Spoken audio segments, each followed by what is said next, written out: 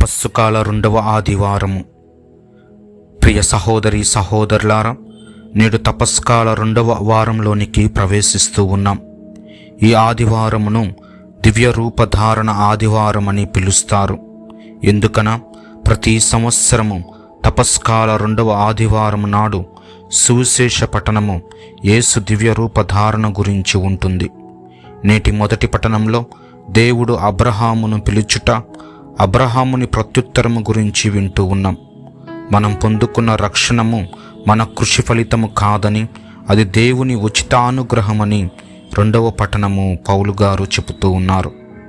మొదటి దివ్య రూపధారణ యేసు జీవితంలో జరిగిన మహత్తర సంఘటన.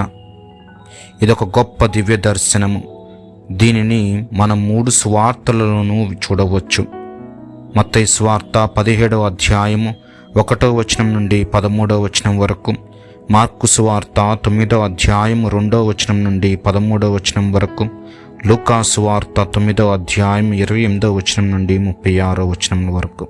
అలాగే పేతురు గారు తన లేఖలో కూడా యేసుక్రీస్తు యొక్క దివ్య రూపం ధారణ గురించి ప్రస్తావించారు. 2వ పేతురు 1వ అధ్యాయము 16వ వచనం నుండి 18వ వచనం వరకు.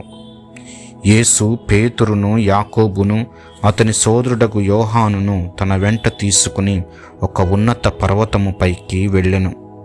మత్తయి సువార్త 17వ అధ్యాయము 1వ వచనము. లూకా సువార్తికుడు వారిని వెంట పెట్టుకుని ఆయన ప్రార్థన చేసుకున్నటకై పర్వతము పైకి వెళ్ళెను అని చెప్పారు. ఉదాహరణకి మత్తయి సువార్తలో, అదేవిధంగా లూకా సువార్తలో 9వ అధ్యాయం 28వ వచనంలో వింటూ ఉన్నాం. పర్వతాలు దేవుని సాన్నిధ్యానికి బహిర్గతమర్చిన ప్రత్యేకమైన ప్రదేశాలు. పాత నిబంధనలో మోరియా కొండ, ఆదికాండము 22వ అధ్యాయము 2వ వచనము, సీనాయి కొండ నిర్గమకాండము 19వ అధ్యాయంలో, కార్మెలు కొండ 1వ రాజుల గ్రంథము 18వ అధ్యాయంలో దైవ సాక్షాత్కారంకు ప్రత్యేక ప్రదేశాలుగా నిలిచాయి. యేసు ప్రభు జీవితంలో కూడా పర్వతాలు ముఖ్యమైన సంఘటనలకు ప్రత్యేక ప్రదేశాలుగా నిలిచాయి. యేసు పర్వతం ఎక్కి కూర్చుని ఉపదేశింప ఆరంభించెను అని అక్కడ మనం అష్టభాగ్యాల గురించి వింటూ ఉన్నాం. మత్తయి సువార్త 5వ అధ్యాయము 1వ వచనము, యేసు ఉన్నత పర్వతము పైన దివ్య రూపధారణ చెంది ఉన్నారు.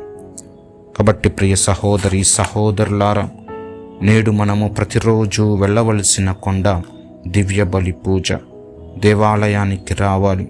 పూజలో దేవుని సాక్షాత్కరించగలము కనుక క్రమం తప్పక దివ్య పూజా బలిలో పాల్గొనాలి.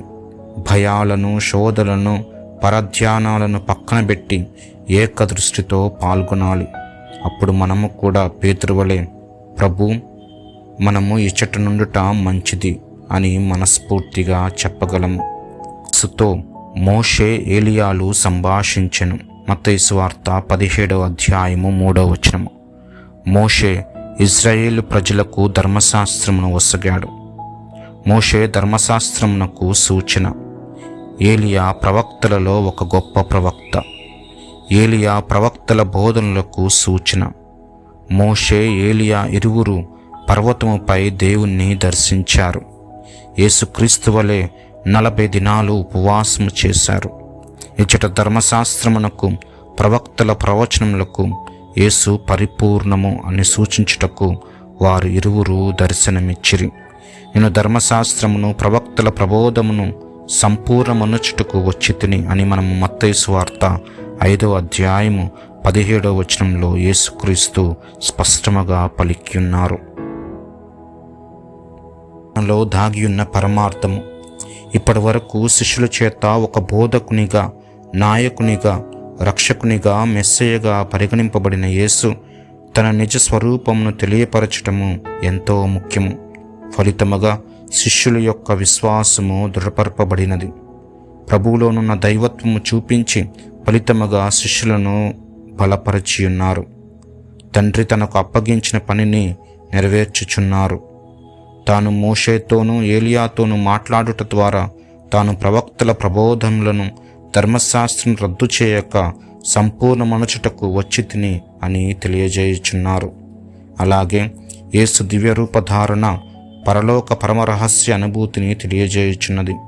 పరలోకమంటే ఒక స్థలము కాదని, అది ఒక వ్యక్తి అని, ఆ వ్యక్తి యేసుక్రీస్తు అని తెలియజేయుచున్నది. ప్రియ సహోదరి సహోదరులారా, మనలో కూడా దివ్య రూపము ఉన్నది, దివ్య ఆత్మ ఉన్నది. జ్ఞానస్నానంలో ఆత్మను స్వీకరించడం ద్వారా, దివ్య సప్రసాదమును స్వీకరించడం ద్వారా, దైవ ద్రవ్యమానమును స్వీకరించడం ద్వారా, దివ్య గ్రంథ పఠనం ద్వారా మనము దైవశక్తిని, దివ్య రూపమును పొందుచున్నాము.